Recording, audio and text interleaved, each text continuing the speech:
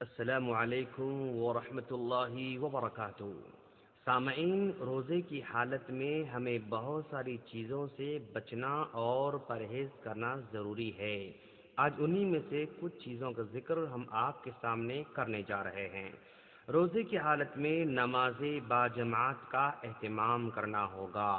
واجب آداب میں سے یہ ہے کہ روزے دار تمام ان قولی اور فعلی عبادات کو بجا لائے جنہیں اس کے اوپر اللہ تبارک و تعالیٰ نے واجب قرار دیا ہے۔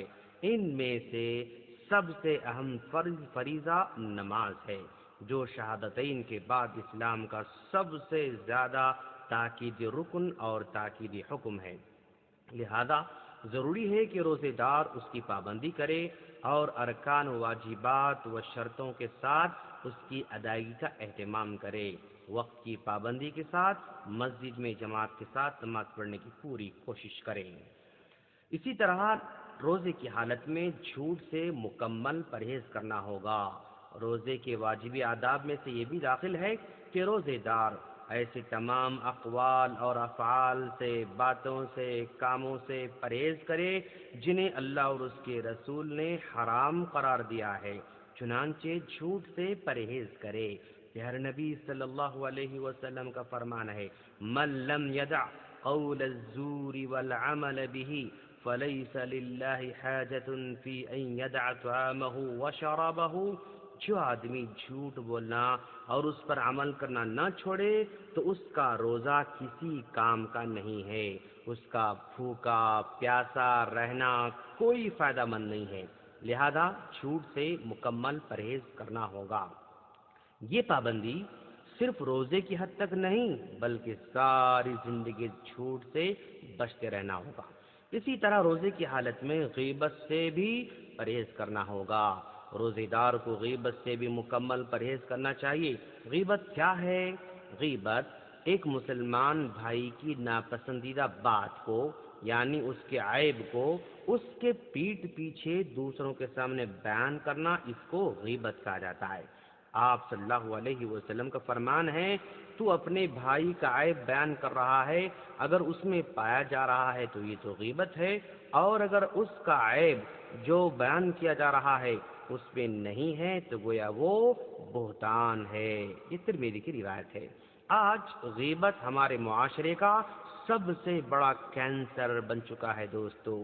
عام حالات میں بھی پرہیز کرنا ضروری ہے، روزے کی حالت میں تو اور زیادہ پابندی کی ضرورت پڑتی ہے۔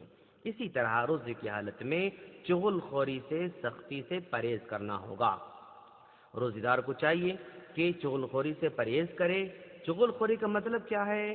چغل خوری یہ ہے کہ ایک شخص کی بات دوسرے آدمی تک فساد اور اختلاف کی غرض سے پہنچائی جائے، اس کو چغل خوری کہا جاتا ہے، اور چغل خوری کبیرہ گناہ ہے دوستو۔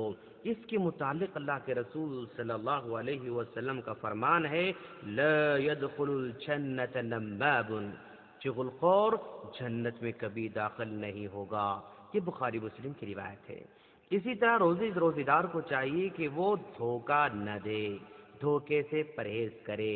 یہ دھوکہ خرید و فروخت میں ہو سکتا ہے، لین دین میں ہو سکتا ہے، کام کی جگہ پر ہو سکتا ہے، مزدوری کی جگہ ہو سکتا ہے۔ جیسے سارے معاملات میں دھوکہ دہی سے بچنا ہوگا، کیونکہ دھوکہ دینا کبیرہ گناہ ہے۔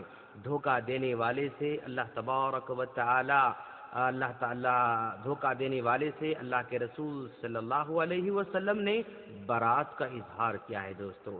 چنانچہ اللہ کے رسول صلی اللہ علیہ وسلم نے فرمایا، من غشنا فلیس منا، جس نے ہمیں دھوکہ دیا وہ ہم میں سے نہیں ہے۔ یہ مسلم کی روایت ہے۔ دھوکہ ہر حال میں حرام ہے، لیکن روزے میں دھوکہ دیا جانا تو اور زیادہ بڑا گناہ ہو جائے گا اور روزہ بھی ناکارہ ہو جائے گا۔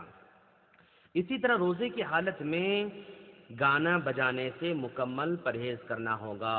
گانے بجانے کے آلات سے دور رہنا ہوگا۔ لہو و لعب کے تمام آلات یعنی میوزک کے سارے کام سب کے سب حرام ہیں۔ اگر اس کے ساتھ سریلی آواز میں گیت اور جذبات کو ابھارنے والے گانے ہوں تو ان کی حرمت اور قباحت اور بڑھ جاتی ہے۔ تو لہذا روزے کی حالت میں نہ گانا گانا ہے نہ گانا سننا ہے، اور کسی بھی طرح کی میوزیکل انسٹرومنٹ کا استعمال نہیں کیا جانا چاہیے۔ دوستو، یہ سارے کام صرف روزے کی حد تک نہیں بلکہ زندگی بھر ان کاموں سے پرہیز کرنا ہوگا، لیکن روزے کی حالت میں اور زیادہ سختی سے پرہیز کی ضرورت ہے۔ ہم اللہ سے دعا کرتے ہیں کہ باری تعالیٰ تو ہم تمام کو دین پر عمل کی توفیق عطا فرما۔ آمین۔ السلام علیکم ورحمۃ اللہ وبرکاتہ۔